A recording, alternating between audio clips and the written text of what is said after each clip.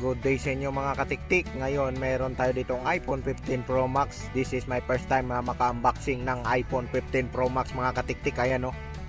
Wow. Wow. Ganito pala ang iPhone 15 Pro Max mga katiktik na brand new. Buti tayo yung nakapag-sit up dito at pwede nyong gayahin mga katiktik kung kayo ay makabili. So ganito lang ang pag-sit up nito mga katiktik. So syempre piliin mo yung English. Tapos ang kagandahan pala nito mga katiktik ng 15 Pro Max is Type C na po siya mga katiktik. Type C. So yun, ang ganda niya. Siya yung iPhone na Type C. Siya yung kaunahang Type C mga katiktik na iPhone. So yan, pindutin mo lang set up, continue, and then syempre kukonek natin to sa Wi-Fi.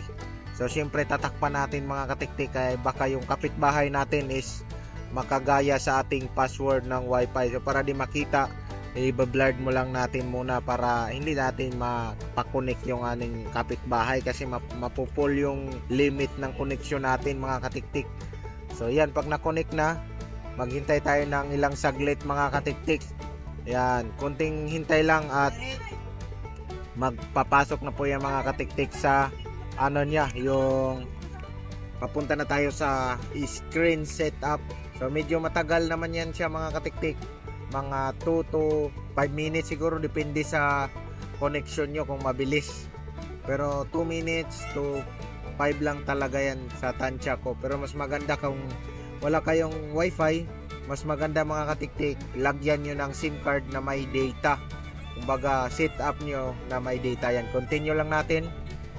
And then eto, set up later, Face ID, and then itong passcode option, tapos don't use passcode. Di muna natin lagyan ng passcode yan. Don't transfer anything, and then yung sa taas set up later mga katiktik in settings yan. Set up later. So naglo-loading, nakikita nyo sa taas naglo-loading. Umiikot-ikot mga katiktik, kaya antayin mo lang, and then ito continue, not now, disable location, okay. Tapos set up later, don't share. So dito pwede kang mamimili sa niya mga katiktik, display. Yan, depende lang sa iyo kung ano ang pipiliin mo doon.